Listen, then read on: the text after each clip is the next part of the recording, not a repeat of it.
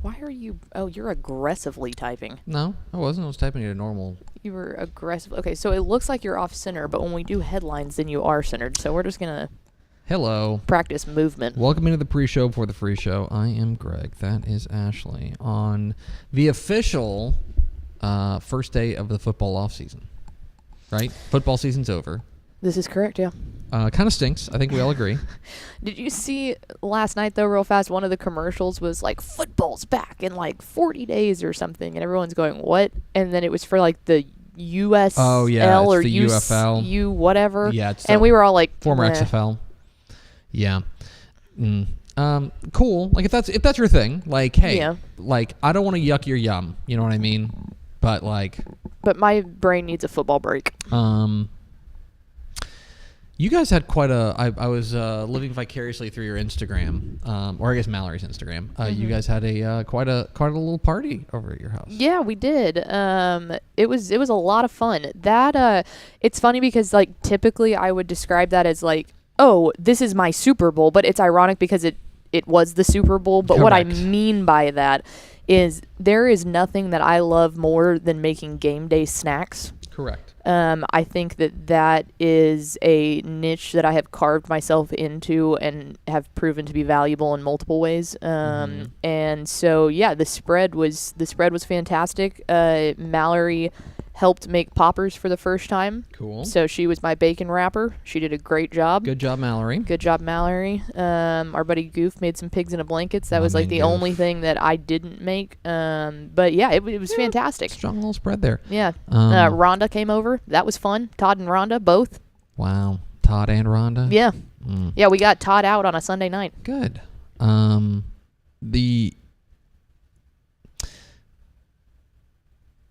We made a nice spread. We had a nice spread. We make pigs in a blanket. Nice. I made wings in the air fryer. Oh, solid. Buffalo chicken dip, and then chips and queso. Right. Very nice. And then we also I got jalapeno poppers and they were stuffed with boudin. Oh, nice. Very good. I didn't make them. They were like pre-made, and then I that makes sense. Cooked them. But like it was the four of us, right? Me, my wife, Hank, and Max. And you make these food, and it's a mistake to view which isn't the camera. Yeah, okay, here. It's a mistake to view children as people. That's just like a mistake. Like when you're doing, what I mean by that is, when you're doing a head count, they're humans, but the people, barely. It's a, and so like we make this food, and we're like. And in my head, I'm like, oh, great. Like, there's four of us. There are not. There are 2 1/4 of us is what there are. Because we had so much food left over afterwards. And it's like, okay, like. What out of that did the boys like? The pigs in a blanket. Because they're hot dogs. Yeah. That's what they are. You know what I mean? They're hot dogs. We also had a child at our party. And Mallory. We had 2 children at our party, and they both liked the pigs in a blanket. What'd you think of the game? It was butt. I thought it was shocking. That was a shocking game. Now, I want to point out that Mr. Super Bowl predicted it correctly. Yeah, that's I said gross. On Thursday that the Eagles were going to win, and they did. So, it was... Mr. Masters and Mr. Super Bowl. Okay. It was an awful game. It was not interesting. It was not fun. So I was talking with Rob. Texas Football Today's own Rob. He's been on the show, right? I don't think in my time. Okay. Our director of operations, he's a Kansas City, like he went to KU, which is a fatal choice. Flaw. And also he's from Kansas City. So he's like a true blue Chiefs fan. And I was talking with him about it. I'm like, how are you doing? He goes, the thing that sucks about it is that for him, there was literally no opportunity to cheer. Like, nothing went right for the Chiefs. No, and that's what made it that's exactly what made it bad as a neutral fan. Is I was like, I don't want either of them to win, to be honest with you, but I would like a good game. So, my wife is married to me, which is a choice. But she's married to me, and she loves football. She loves football, and she's just like a football fan. Mm-hmm. And there was a moment yesterday. They were down 10-0, and then like they went from, as I believe, as Bob Sturm wrote in his Substack this morning, from there they went from bad to dead. Because there was a 3-play stretch after Philly goes up 10-0, where the Chiefs go sack, pick 6. It was bad. And that happened, and my wife, professional analyst, my wife, turns to me and goes, "This is bad." And I'm like, "Yeah, this is real bad. It's not going great." Big win for Cooper DeJean. Yeah, he balled out. Boy, he absolutely balled out. I texted Mallory that Iowa defense scoring in the Super Bowl. Yeah, it's funny because our friend Goof, he is like, he can't stand the Eagles, much like myself. Mm-hmm. And all of a sudden, he just got real hyped, when the Eagles did something good. And I was like, "What? Who are you?" And he was like, "Iowa." Did you see what was trending on Twitter when he had the pick 6? I didn't know. Exciting Whites was trending Whites on Twitter. Let's go. Which is so good. So good. I don't know. I thought that it was very clear from the word go that Kansas City's offensive line could not deal with Philadelphia's front. And do you know how many? Let me ask you a question, Ashley Pickle. Do you know how many times Philadelphia blitzed yesterday? I don't. 0. They blitzed 0 times. They sent extra people 0 times. That's crazy. And they sacked Mahomes 6 times. And by the way, it's not just sacking him, right? It was pressure constantly. Well, and that's, you look at the last time that he lost a Super Bowl, and that's exactly what happened. If you can get him having to scramble, he can't get it done. You're exactly right.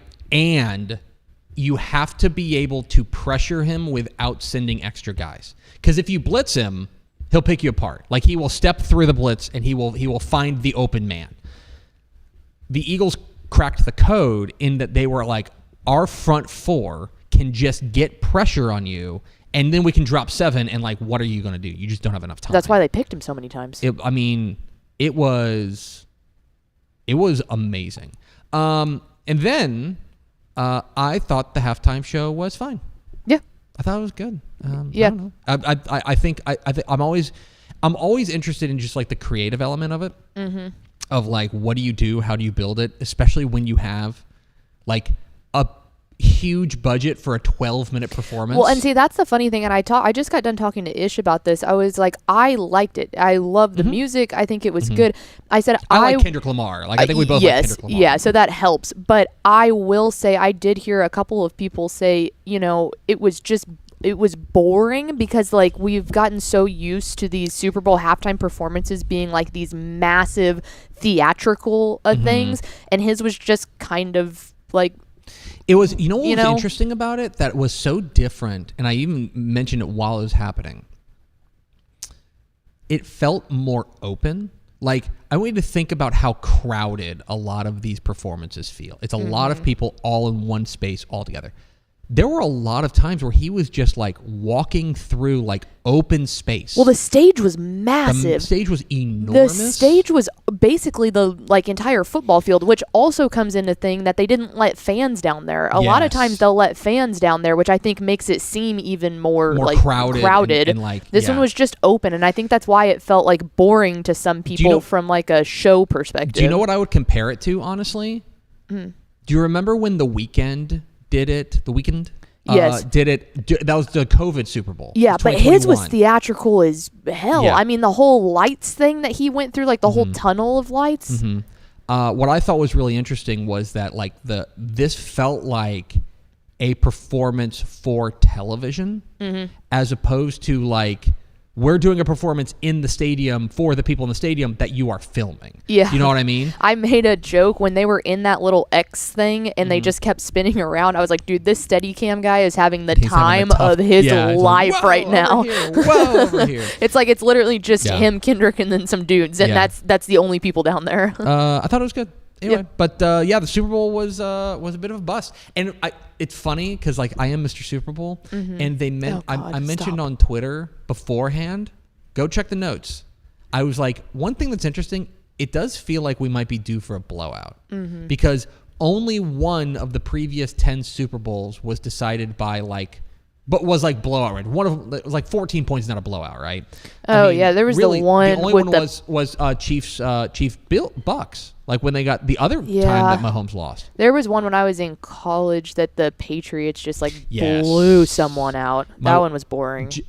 17 maybe. Yeah. My wife was looking at that and she was like, I seem to remember having a party where it was like a terrible game. It's like, there have been a couple. But anyway, congratulations to the Philadelphia Eagles. No. Okay, no congratulations to the Philadelphia Eagles. I am interested to see what Abbott Elementary does with this. Yeah. That's the real headline here. Anyway, hit the theme expo.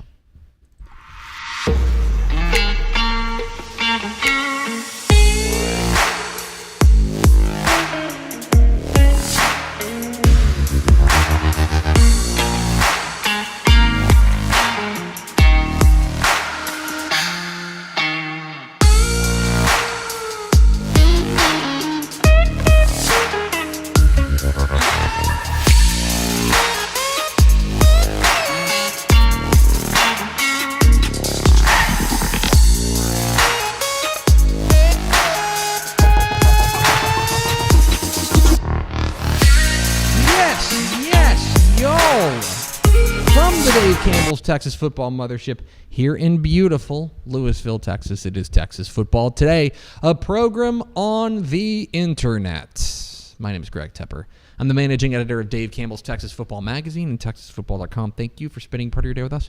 Whether you're watching us live at TexasFootball.com, Facebook, YouTube, Twitter, all of those places, or you listen to us on the podcast, which you can subscribe to on the podcast vendor of your choice. Either way, thank you for doing your part to support your local mediocre internet show. I am sitting over there at the helm today, making it sound good. She's the Duchess of the Dork. She's Miss 305, Miss 915. Mrs. I guess that's right, Mrs. She's the Duchess of the Dork. She's Ashley Pickle. Hi, friends. Happy Monday. Happy Crudo Monday. Happy Crudo Monday. For all who celebrate Crudo Monday, which is the day after the Super Bowl, if you didn't know. I've been pushing for that for years. I know. Today is Monday, February 10th, 2024, 290 days, 2025 rather, 290 days until Thanksgiving. Happy birthday to you. Do you have any birthdays? Not today, but I have a very important one tomorrow. Who's Actually, that? Two important ones Who's tomorrow. that? My mom. Trisha's birthday's tomorrow. Happy birthday, Trish. Happy birthday, Trish. And then she's in my top 3 pickles. That's fair. And then Miss Tina, my nail lady. Oh, she is also tomorrow. Two very important women in your life. Big day on the 11th. But happy birthday, Mom. We should also say, it's not a birthday, but another life event. Congratulations. Oh, yeah. To Carter Yates. And Kennedy. Who got engaged to his longtime girlfriend, Kennedy, over the weekend. Congratulations. She said, reportedly, yes. Let's go. So congratulations. We're pumped for them. Now, I will remind you, Carter, because I know you're listening. She's got to say yes again. I was going to say, Carter had the... This is two-step verification. Carter had the best comparison. He was like, engagement is, or being a fiance is being in the red zone. Yep. But you got to get to the end zone. Listen, don't screw this up. Let's think about our play calling the rest of the way. And it's more important now than ever. Episode 1834. On today's show, folks, we got headlines from across the state, including some relatively large Texas high school football coaching news, and we'll talk a little bit about who the Texas high school football stars who showed out in the superb Owl yesterday. Then, This Week in Recruiting.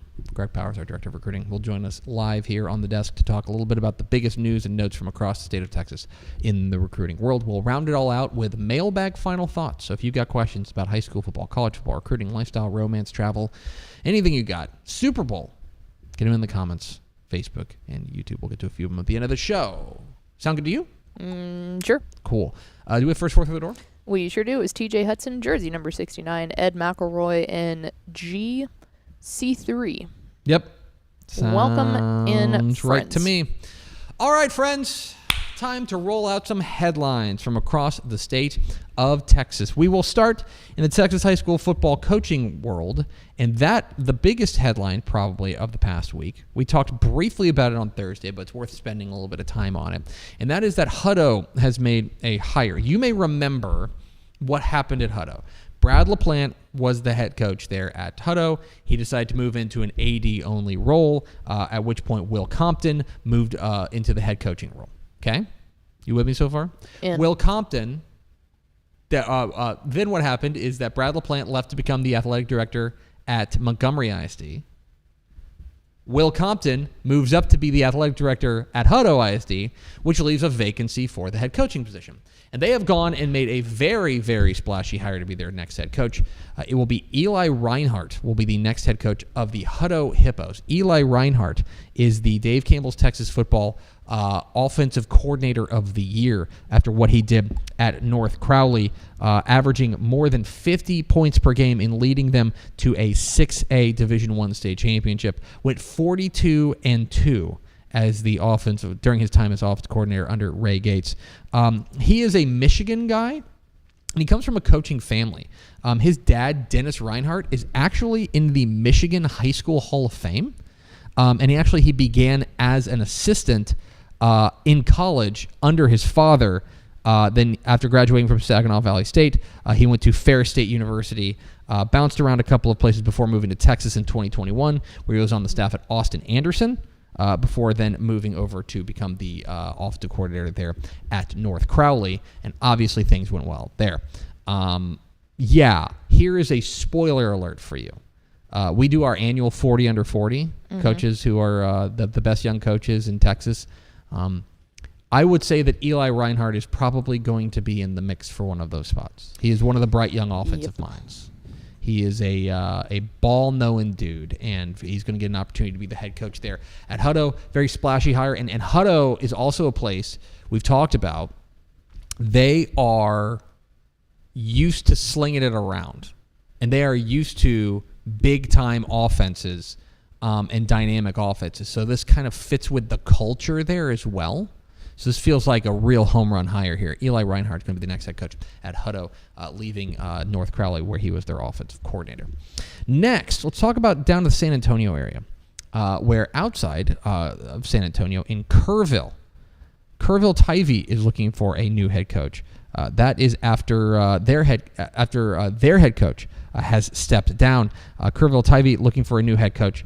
As if I could find it, David Jones has resigned after 13 seasons there with the Antlers. Carl Padilla, the Padilla poll, first reported this. He went 129-72 at Tivy, but he has stepped down. He was a guy. He's from originally started from Louisiana, then moved to Oklahoma before he took Cy Woods before he took the job there with Kerrville Tivy, where he's been for the last 13 seasons. So Kerrville Tivy is open. A very interesting program that, of course, has had some big names come through there. Obviously, Johnny Manziel, a Kerrville Tivy alum. This is a job to keep an eye on, especially because you want to keep an eye on them on their enrollment number. They are a very small 5A Division II team, and there is a universe in which they drop to 4A. And if they were to drop to 4A, they're in the Hill Country, presumably Region 4. Just keep an eye on that, right? I think that Kerrville Tivy is going to be a very attractive job down there, as David Jones has resigned after 13 seasons at the helm of Kerrville Tivy. Finally, in the coaching world, let's talk about Edgewood. The 3A ranks, Edgewood is making a move. They have needed a new head coach, and they are getting a relatively big name. The head coach of the Howard Payne Yellow Jackets is leaving the college ranks to go take over at Edgewood. Kevin Bachtel is taking over at Edgewood. He is returning to the high school ranks. He's a guy who is the former coach at Edgewood. He went 40-17 in 5 seasons there before jumping to the college ranks. He kind of rose through the ranks, became the head coach there at Howard Payne, and now he's going to go back to the high school football ranks. He's joined them as their defensive coordinator in 2021 before becoming their next head coach there in 2022 after his brother Jason Bachtel went to go at Houston Christian. He got promoted eventually to head coaching job. This is a fascinating move here because it opens up a college spot here in the Texas high school or in Texas. Howard Payne now looking for a head coach. And our Corey Hogue, our non-FBS insider, who's been all over this. The Howard Payne is in the American Southwest Conference, and the American Southwest Conference is going through all sorts of turmoil right now. Howard Payne is a really interesting job, and I'm interested to see where they end up landing. Edgewood has their new head coach, though, as Kevin Bachtel will be the once-and-future head coach there at Howard Payne.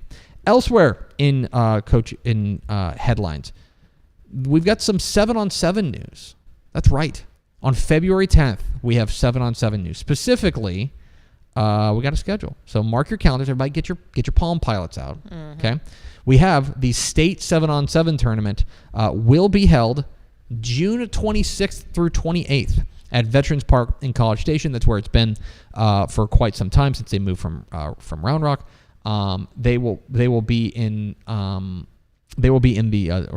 June 26th to 28th there in College Station, the state 7-on-7 tournament. That is, I will tell you, that's not a surprise. That is usually, if you get out the calendar, it's usually the last weekend in June. Yeah. And so this is in fact the last weekend in June. We've also got all the state qualifying tournaments up on TexasFootball.com. We're the official site for the state 7-on-7 around the state of Texas. Go check that out, as you can see who will have opportunities to qualify and where. It is the state 7-on-7 tournament. June 26th through 28th, we will, of course, have team coverage here on TexasFootball.com. And finally, Ashley Pickle, let's talk a little bit about Super Bowl 59. We talked about it in the pre-show. The headline here from our perspective was you had 2 Texan quarterbacks squaring off. You have yet another Texas high school football product who is the MVP, right? As Jalen Hurts wins the Super Bowl MVP.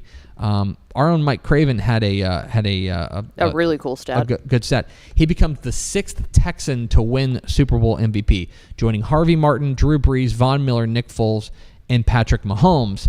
It's also the 6th time a Texan has won it since 2009 because Mahomes has won it 3 times. So Jalen Hurts, of course, a Channelview product, played under his father, Avarian Hurts, down there at Channelview. I'm sure there's a party in Channelview today as he showed out there. I also saw this. Jordan, I think it's Mailata, is he plays on the offensive line for the Eagles. He's the first Australian to ever win a Super Bowl. Oh, wow. So my friends in Australia. I was going to say, and he's not a kicker. Not a kicker. I know, right? That's the real upset. Is that he's like an offensive lineman. Yeah, we could have put everything that we owned on that, and we would have been wrong. Yes. And so, yeah, there's a lot of Texan flavor out there in Super Bowl, but obviously Jalen Hurts as the MVP is going to get a lot of the headlines there. Nick Bolton there for the Chiefs was probably one of their better defenders. I know it didn't go particularly well for the Chiefs. Well, and Xavier Worthy was a UT player, so he talk about one of the only bright spots for the Chiefs. Samaje Perine got in late in the game. He's a Texas high school football product. So anyway, it was fun to keep an eye on the Texans there. Tristan McCollum got in there. Jalix Hunt, who is a non-FBS Texas product, got in there and I believe had a sack in that game. So exciting times there as the Philadelphia Eagles win Super Bowl 59, and yet another Texan is the Super Bowl MVP. Those are all the headlines from across the state of Texas. We are Texas Football Today. We're here Mondays and Thursdays on TexasFootball.com, talking football in the Lone Star State. You can follow us on Twitter at TCTF, like us on Facebook, Facebook.com/Dave Campbell's. Follow us on Instagram, Instagram.com/Dave Campbell's, and of course, see us at TexasFootball.com. Speaking of TexasFootball.com, if you go to TexasFootball.com and then put a little slash after that and put subscribe, you can become a Dave Campbell's Texas Football subscriber. Get a year of Dave Campbell's Texan Live, our streaming platform. You can get with thousands of live Texas high school events on your device. Playoffs tonight. Yeah, playoff girls basketball by district starts today and tomorrow. Holy cow, that snuck up on me. Yep. We will. So you can watch Texas high school basketball playoffs right now on Texan Live, as well as you get the 2024. We'll still mail you this magazine right here. Not that one, or rather, not that one, but that one. Let me move my big head. It's the Jonah Williams. It's like your dome is completely covering that. We'll mail that to you. You'll also get the 2025 summer edition of Dave Campbell's Texas Football mailed to you before its newsstands. And yeah, I don't mind saying this to these people. I will just tell you that the value of your subscription as it pertains to the 2025 summer magazine is getting better. Wink, wink. If you're picking up what I'm putting down. So TexasFootball.com/subscribe. Get it for your lover. TexasFootball.com/subscribe. Coming up here in just a moment, Greg Powers will join us in this chair to talk a little bit about recruiting across the state of Texas. But first, a word from these valued partners. Hi, I'm Jennifer Potter, Executive Director of Be Well Texas. Too many people are struggling alone these days, and alcohol and drug deaths are increasing. We started Be Well Texas to offer high-quality, science-based addiction treatment and recovery services anywhere, even at home. We provide compassionate, caring support virtually or in person.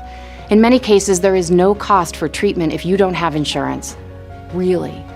Welcome to Be Well Texas. We're glad you're here.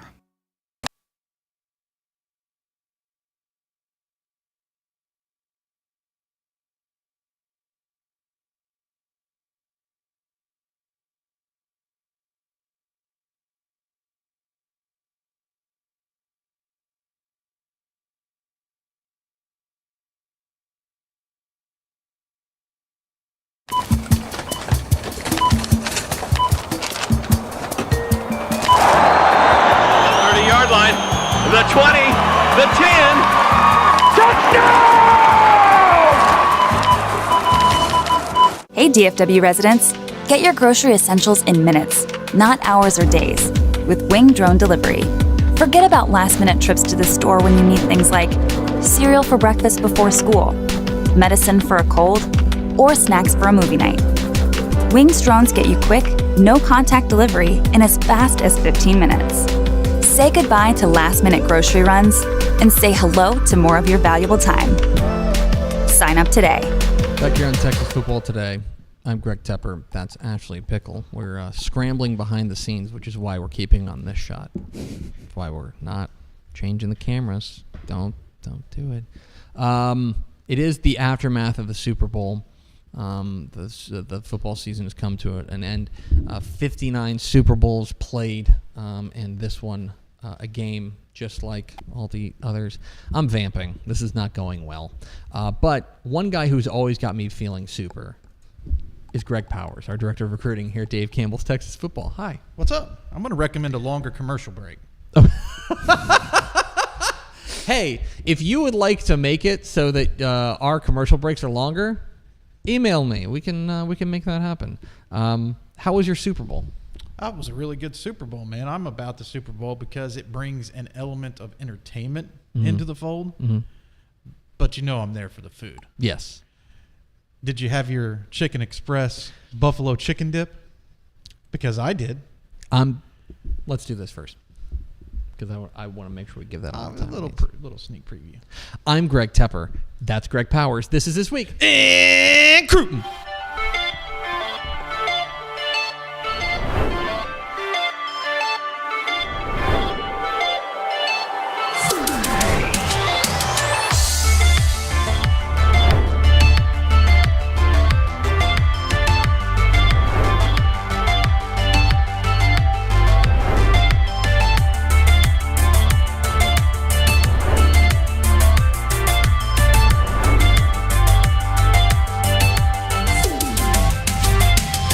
It's This Week in Recruiting with Greg Powers, our Director of Recruiting. Follow him on Twitter at GPowerScout. See his fine work at TexasFootball.com/recruiting. And, of course, this is brought to you by our good chicken friends at Chicken Express. Chicken Express. Now, you did what now? Buffalo chicken dip with chicken tendies. My goodness. You're a madman. Hey, the little bit of crispy breading in there. Oh, I want to tell you, God. it was elite. elite. I would assume so. Like, do you realize you're a psycho? That's incredible. Like, in the best way possible. Like I'm in awe of you. You just got to think of these ideas. Like, what greatness could I accomplish with the Chicken Express tender pack? That's what's so funny is that, and that's just the difference in the way you think. I look at the tender and I'm just like, oh, awesome! Look, a delicious chicken tender for me to eat.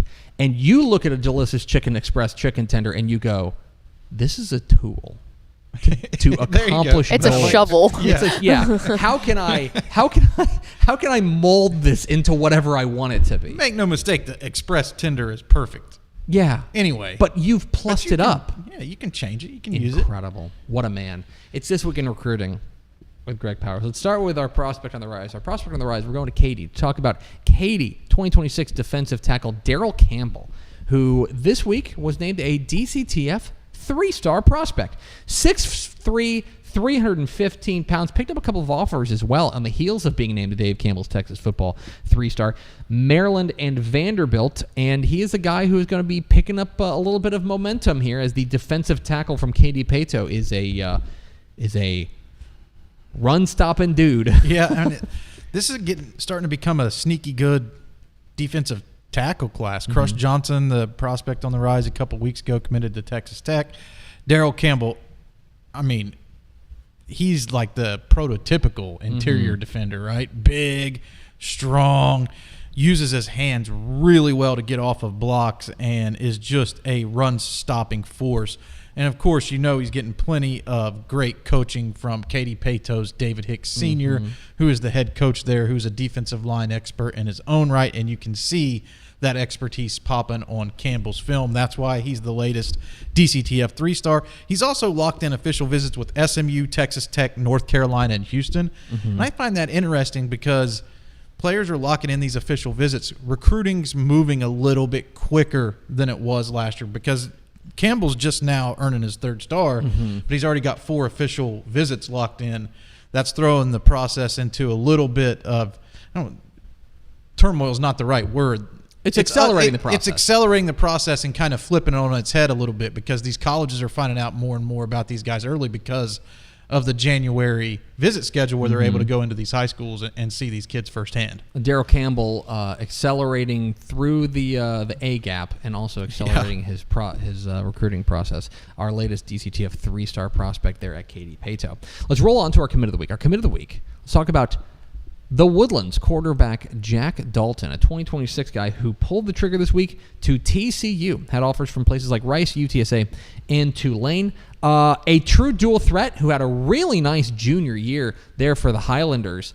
Jack Dalton joining what is suddenly a pretty loaded quarterback room there for TCU. Yeah, no doubt about it. And I love that you mentioned his ability as a dual threat because he almost put up as many rushing yards as he did passing yards. Plenty of touchdowns. I think he scored 44, 45 total touchdowns last season, so put up really big numbers. That Woodlands offense is an offense that had to regroup after losing some of its firepower at wide receiver and some of the other positions. Of course, Mabry Matauer, who went on to Wisconsin and is now at Sam Houston. Jack Dalton stepped in for him in a full-time role this year and excelled. And I like his overall upside. He's a prospect that I'm looking forward to seeing more throughout the course of the spring, and I think that he is good enough as a passer to be considered as a P4 guy, but has an extra element to him that not a lot of quarterbacks possess in his ability to really test defenses on the ground. Yeah, it's funny because, like, I remember a time, and I'm old enough to remember, when, like, the Woodlands was not like a quarterback factory. It was they would run the ball. They were running game and defense is what they were. But in just the past, like, 8 years, let's say, suddenly, like, you go to the Woodlands, you're like, oh, yeah, they're going to have a dude at QB1, and Jack Dalton is the latest of that. Yeah, no doubt about it. I think that the Woodlands has done a tremendous job of putting one of these top guys out in every class, and Jack Dalton's next in line.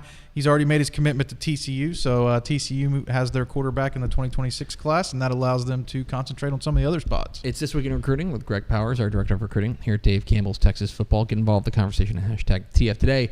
Let's round it all out with our underclassman of the week, and our underclassman of the week is Flower Mound Marcus, 2027 quarterback Colton Nussmeier. The Nuss Bus. Who's had a pretty good week. Because actually pretty good. So earlier this week, he accepted an invitation to the 2026 Navy All-American Bowl. So DCT, a 4-star, 20 offers. Great. He also just watched his dad win a Super Bowl as Doug Nussmeier, his father, is the quarterbacks coach for the Philadelphia Eagles. Yeah, no doubt about it. I'm glad you picked up on that because got to see Colton standing on the field after yesterday's game with, his brother is Garrett Nussmeier, the quarterback at LSU. So it was cool to see both the Nussmeiers that we've covered in Texas high school football getting to celebrate that championship with their father. That was a pretty cool moment, and things are really going good for Nussmeier right now. I think, this is a bold prediction, but we've been out there on a few bold predictions as it relates to quarterbacks in recent years. I think Colton Nussmeier is the odds-on favorite to be the top prospect in his class in Texas high school football in 2027. Already picking up tons of accolades, so he has a chance to be one of the top-rated quarterbacks in DCTF's rankings history, which began in 2012. So over class of 2027, over the span of 15 years, he has a chance to be one of the top 2 or 3 highest-rated quarterbacks that Texas has produced. So what you're saying here is because I think people, you see the name Nussmeier, and I think people are thinking Garrett, of course, because what he's done at LSU has been great. And he was a pretty big prospect himself coming out. You're saying top 25. He was top 25 guy. So he was a 4-star. Yeah. You're saying Colton Nussmeier right now has a chance to be a better prospect? Yeah, I think so. I think that he's a top 10 in the state lock and then pushing up for that number 1 spot. There's only been one quarterback rated ahead of number 4 in the state, and that was Quinn Ewers, who was number 1 in his cycle when he reclassified up 1 year. I think he reclassified from 2022 to 2021. The next highest rated quarterbacks after that, Kyler Murray at number 4. So Keelan Russell was also number 4 this year. So to go above number 4 is I would say that's a line of demarcation in the rankings. Quinn Ewers is the highest rated one so far. Remarkable. Colton Nussmeier is a name to know there. He will be in the Navy All-American game and probably helping his dad size the Super Bowl, right? Yeah, and I think it's important to note because of the Navy All-American Bowl now allows underclassmen to play in it. He will be an underclassman playing in the upcoming Navy All-American Bowl, not necessarily in his class in 20. He'll be playing in 2026. I'm glad you brought that up because it's the former Army All-American Bowl. Now it's the Navy All-American Bowl. Same game. Playing in San Antonio. From your perspective, because this past year was the first time they allowed underclassmen to play. Was that a win for the All-American Bowl? And from your perspective, as far as being able to analyze prospects? I enjoyed both games a little bit better. I thought it brought a unique factor to the games. Keyshawn Henderson, 2026 athlete committed to Houston, played quarterback in the game, was the MVP winner. So he was one of the first underclassmen to play in the game and certainly the first underclass MVP. So that was pretty cool. So I think it gives it a unique factor. I like it. Our underclassman MVP is Greg Powers. Director. I'll take that, I guess. I'll take that. Follow him on Twitter at GPowersGutsies. Find work at TexasFootball.com. At least you didn't say I'm here celebrating my 25-year reunion. That you're not, are you? No. Let's go to Ashley Pickle for America's second favorite segment. Final thoughts. Only one question in the comments today. Jersey number 69 said, with Valentine's Day this week, how did you meet your significant other and who asked who out? Let's go to Greg Powers first, if that's a story you want to tell. Here's one thing that I have learned over the years. To keep the private things private. And I know if my wife is watching that, she's going to love that answer and let me throw it back over to Tep, who's may have said this on the air before. Yes, I will. My wife and I met in college. Okay. We met at a fraternity party. I've heard this story, is why I know. Yes. And it was actually the last thing I'll say. Well, no. It was her sorority's mom's weekend. And so I actually got to meet her mom and her on the same time. I asked her out. I asked her out over AOL Instant Messenger. Okay, there's nice. a reference. I asked her out, and I will tell you that I knew.